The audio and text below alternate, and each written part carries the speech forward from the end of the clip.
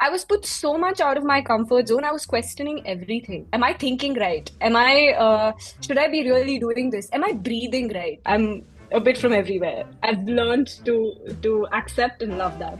I just didn't know that people in France would actually not speak to you in English, even if they knew how to speak English. I would have loved to have some German friends who would teach me about their culture and how they live life. This is a choice that I've consciously made for myself to live away and not see my parents go. So I feel like there's always the guilt of not being there. But then I'm fully responsible for how my life goes now. And I kind of really like that. So, what's your name? Where are you based now? And what do you do for a living? My name is Simran Arora. I am currently based in Berlin and I work as a senior FP&A manager for a startup in Berlin. It's very ironic that I'm currently in India and having this conversation. I'm originally from the south of India, but my family is actually from the north. So I grew up in the south because my family decided to move here for business opportunities. Grew up in Chennai, which is one of the biggest metropolitan cities in India. So I always spent my time with like my extended family and my cousins. They always said something along the lines of, but you're South Indian. My friends here in Chennai would always say, "Oh, but you're North Indian." So I always felt like I didn't belong, and I was very sad growing up that, oh, I'm not accepted anywhere. But I feel like today that's kind of like my superpower. I actually don't belong, so I'm a bit from everywhere, and I've learned to accept and love that. As a small child, it was a little traumatizing, but yeah.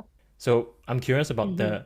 what was the moment that tipped you over into action? Move out of India and then move to Mhm. Berlin. I think it was a combination of a lot of things. Even though I lived in a big city, I did come from a very conservative family. I was the first grandchild, and being a girl, like already growing up in an Asian household comes with a lot of pressure. Growing up in a country like India, there's this somewhat of an expectation from a woman that she's supposed to act a certain way. She's not supposed to laugh a certain way, or you're not supposed to say this out loud. So there were a lot of restrictions. I grew up with my cousins who were boys, and I saw how we were treated differently right from the beginning. And that kind of gave me somewhat of an ick that why am I being treated differently, or why should this be, I mean, why should I speak differently versus, my cousins? And it was very normalized. So nobody really questioned it. I didn't think this was fair.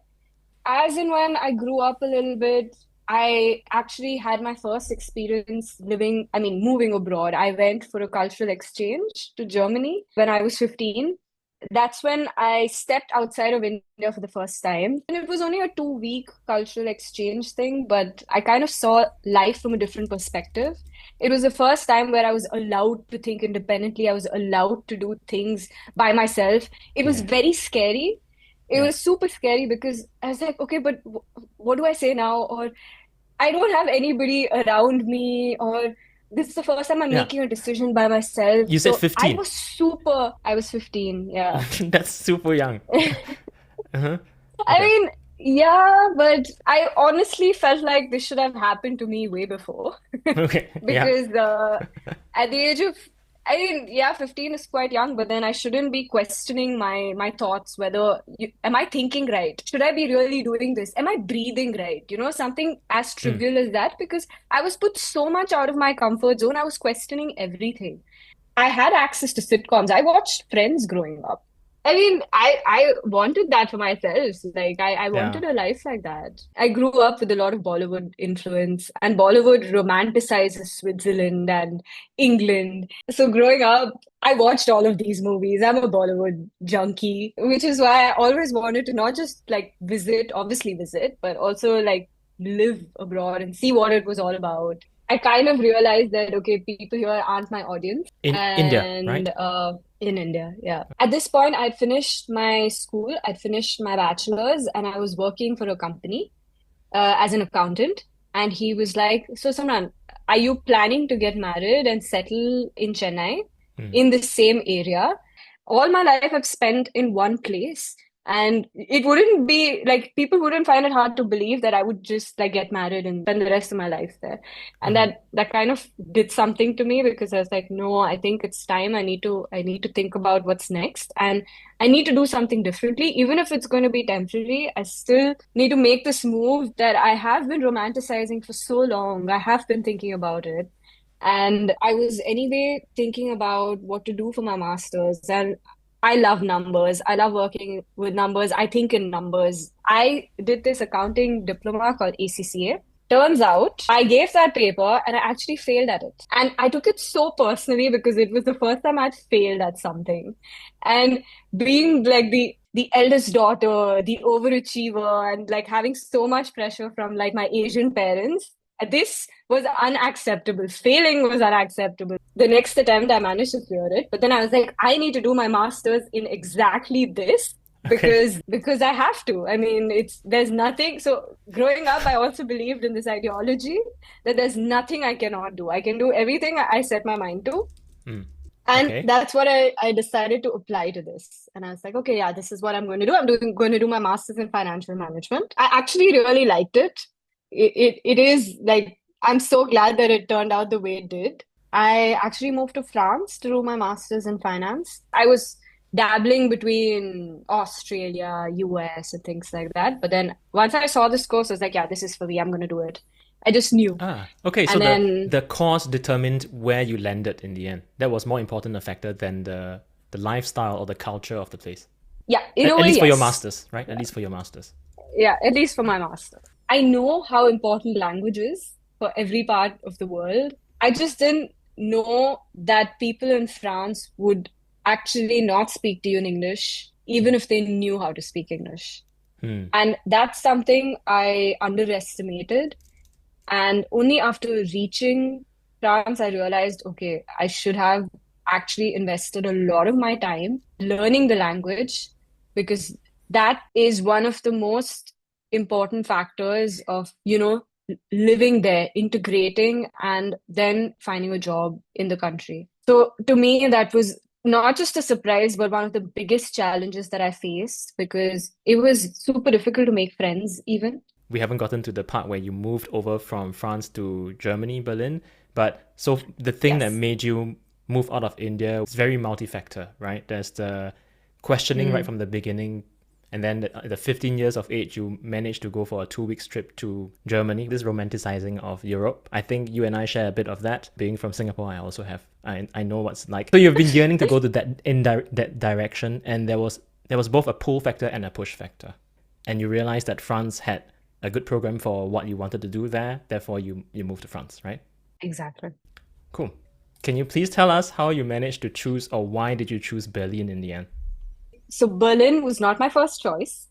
I realized that I need to feed myself and I need to do something with my career as well. Because at this point, I was on this journey of independence. And once I had started with my internship, I told back home that, listen, I don't need any more of your money. I'm going to figure this out by myself. And now to go back on my word, I think I was not ready for that. I was not ready to Mm, have anybody tell me, I told you so, you're going to come back, or yeah. haha, Yeah. good try. I don't want any of that to happen. It's time to start making some money. So I started applying then to Berlin specifically because I felt like speaking English in Berlin would be an advantage. For this factor, I had applied to Berlin 3 years ago, 3.5 years ago. I actually started off in a multinational company where I got what I'd exactly wanted: diversity, people speaking English, English being accepted. But soon I realized that this was not the path for me because it was extremely boring. There was zero space to make any impact or to grow. Within 4 months, I decided to quit because it wasn't the life that I was looking for. I mean, I hadn't moved all the way to live a life that wasn't fulfilling. I was doing a lot of stuff which could be replaced by AI as of Mm. today. Yeah, I just wasn't happy with it. And that's when I kind of made a friend who was working in a startup, which then changed my perspective of Berlin a bit because that's when I realized Berlin is a super happening place for startups. a lot of new startups. And this is back in 2022, before the economic environment took a hit, before the war began, and everything was still rosy back then. And people were still funding young startups back then. Yes. And so I decided, let's give it another try. Let's give Berlin one more chance and see whether it has something for me, whether it can give me something here. And that's when I decided to join the startup scene. Being super junior, because I just graduated from my master's in finance and not having any relevant work experience in finance itself, because before I was working in accounting, I had to start all the way from the bottom. Learned a little bit about startups, about how funding works, about how uncertain and chaotic a startup can be, but also thrive at the same time, how dynamic things are. One day things are amazing, the second day things are going to shit. We have layoffs, we Yes. have we have a war, and then we have banks closing. Mhm. And yeah, I have lived 10 years in one. Actually, it's interesting. The span of time that you've had going from junior to senior is like it's super Mhm. short. So, Yeah. is there any like tricks there that you managed to make happen, or was it just one of those classic? I jumped from one ship to another, and therefore I got basically a promotion. I think it's both. It was 2022. Everything was fine economically. And then suddenly, within 6 months, there was a layoff. It was a hyper growth startup, and they had to let go of 100 people all at once.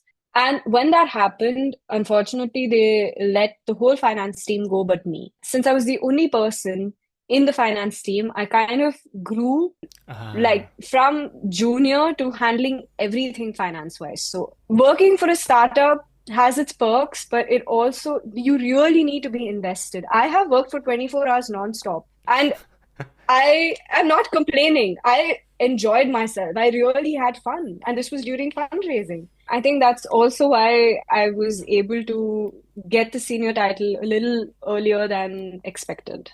nice. Do you think Yeah. any part of it was enabled by the fact that you were living alone in a foreign country, as opposed to, let's say, you were back in India and surrounded by family and friends? Yeah, 100%. Because I had no distractions at all. I could completely put everything else on the side and just concentrate on what I was doing in my career. I would obviously have my mother telling me to end the day and like at least get 7 hours of sleep, or I need to look after myself and I need to eat well. And All obviously true. at that time, I'm sure I would have missed a lot of meals. I don't even remember. I probably did. Yeah, thanks for sharing that. What's something you thought would be hard that turned out to be easy, and what's something that was you thought to be easy turned out to be hard? What I thought would have been easy was finding an accommodation, so finding a place to live in, which turned out to be so hard. I had to live with my friends back in France while I was looking for accommodation in Berlin. Ooh, that's tough. Yeah. I didn't have a place to stay. First 3 months, I didn't have a place to live. I had a job, but I didn't have a place to live. So finding a job could be easier than finding an apartment. Even today, I don't think it's improved. It is extremely difficult. It is horrible. And even today, if I wanna switch apartments, that causes me anxiety because now I just don't want to move. I have an apartment. I just cannot think about it. What I thought would be difficult and is actually easy is the language. I Hmm. actually thought I would really struggle with German the way I struggled with French. But I think I'm able to manage on a daily basis. It's not, I mean, I obviously am not fully integrated where I can say that, oh, I'm living the German life because I don't speak German. I have A1 in German and I can say that I can survive in Berlin. I don't have German friends, unfortunately. I would have loved to have some German friends who would teach me about their culture and how they live life. All my friends that I have as of today are all internationals. We speak English. I've got a tip for you. Move to a Yes. smaller city like Dusseldorf, like I did. And I've got German friends here. how's it going for you? Oh, nice. Yeah, one of Okay. them, one couple even invited us to their wedding after meeting them for like 2 times. They're young, just roughly our age, young, a bit younger than me. Okay, I'm not gonna lie, but they are very open living here. They can speak German with our daughter who learns German. And we learn a lot about their culture just like that because of proximity. We meet for meals and so on. And that's just one of the couple friends that we have. We have other friends, I think Okay.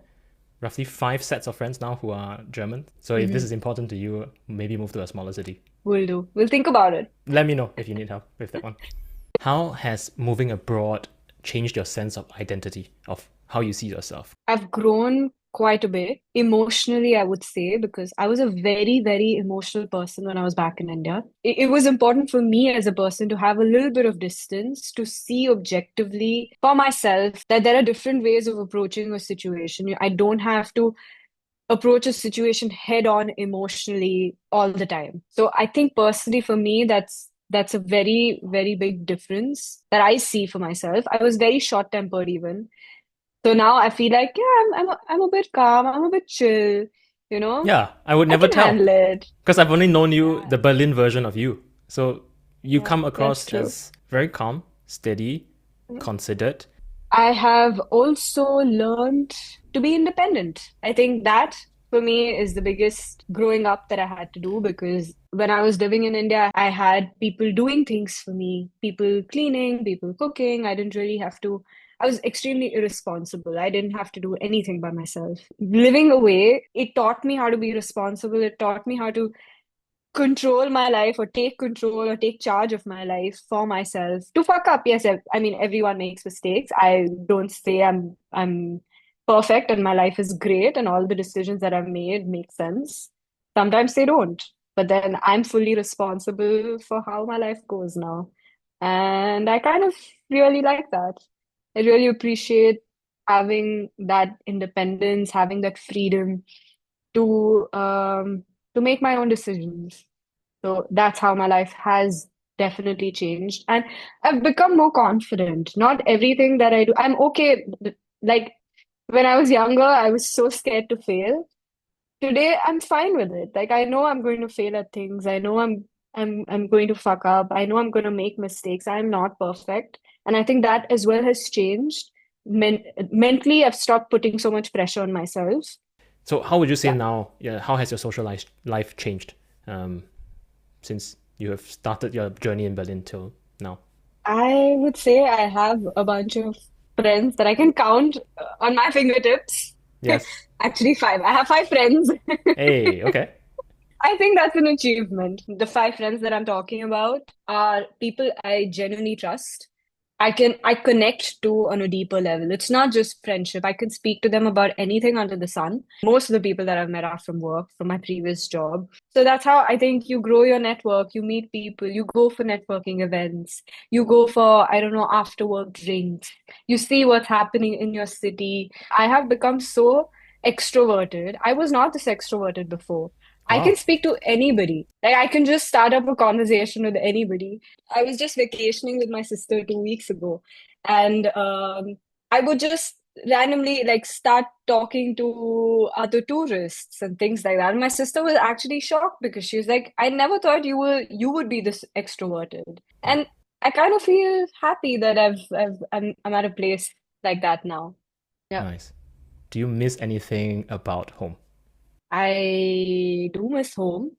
Obviously, the people that I grew up with, my family, my friends. I mean, nobody can take their place in my life, right? Like these people, like I said, I've grown up with them. Also, I miss the food. I mean, yeah, they have Indian food all over the world, but they don't do it like they do it in India. No, I know what you So, mean. yeah. Also, the fact that I cannot see my parents grow old really hits home because I mean, it's something not everyone is privileged enough to face in their life or to watch their parents grow old, right? And it's this is a choice that I've consciously made for myself to live away and not see my parents grow. So I feel like there's always this guilt of not being there. I want to be able to get to a place in my career where I have freedom to decide where I spend my time. Because Mm. I think that's this next level of freedom that I want to unlock because being able to be home is also super important. And to be able to control your time is actually what freedom is about. And if that choice is given to me, I would spend more time in India as well as spend time in Germany, in Berlin. So Hmm. I would like to then split my time between these two places. I would ideally do more months in India than what I'm doing now. I've also grown to be more and more yearning time back in Singapore. When I first moved, the first 3 years, I did not miss Singapore much at all. Friends and Yeah. family, it was fine with me that I was away from them. But now that I'm in my almost 6th year, it feels different. Every time I go back, there's this connection with old friends and family that you realize for the last 5 years you haven't had here. You might make new friends Hmm. that you trust, but they don't share the same history as you. Yeah. Brownie's having a nightmare, so he's starting to bark a little bit. Not sure if you can see it. If someone was trying to make the big move abroad, what Uh-huh. advice would you give them? I would just say go for it. I mean, this is a huge learning experience. You either learn that this is for you or it's not. I mean, there's no shame in saying it's this is not for me. I prefer my comfort zone. I prefer my life the way it is right now. But then it's still something that you learn for yourself. So I would definitely recommend people to do this. But be prepared if it's going to be Europe, language is a must. Unless you're going to Berlin. Yeah, unless you're going to Berlin. I mean, you still have to speak a bit of German in order Yes, to get with your, bureaucracy. your yeah, in order to get your Anmeldung or any of your visa work. So in closing, I want to understand, if you could turn back time, would you move again? Yes, 100%. I would do it. I would do it. Even today, if you ask me to move to a different country, I'd do it without thinking. Would you I'd change to a different country or city? probably, Yeah, yeah, but only in yeah. hindsight, because you know about what it's like to already live in the cities that you have lived in, right? Yeah. I find that this point is very interesting. It feels like the moment you have decided to make the big move abroad, moving Hmm. different cities in the same country, or even moving to neighboring countries, just doesn't feel like much of a move anymore. It feels like, Yeah. yeah, it feels like a refreshment rather than a total life change, right? Yeah, because you've done it once. I mean, you've done all the bureaucracy, you've done the paperwork, you've done the opening bank accounts, you've done the visa, you've done trying to learn the language and the culture and everything. So, I mean, it's just another place that you move to and do all of it all over again. And I think that's challenging but also exciting. What's something weird that you love about living in Berlin? Honestly, the transport system, I would say, it's not the best. It's not the best experience when you're on it. Hmm. But I absolutely love the fact that you have transportation at any given point of time during the day. Even if it's 2 a.m., 4 a.m., it's always running, unless there's a BVG strike. Exactly, I was gonna say. I That's could see the annoying. annoyance in your eyes. Simran, thanks a Yeah. lot for sharing your story so honestly. I hope that whoever's watching this will be able to gain some inspiration and tips and advice from you that applies to them, and then they can take the leap that they want to take as well. We're really happy that you're doing this, that you're building this community.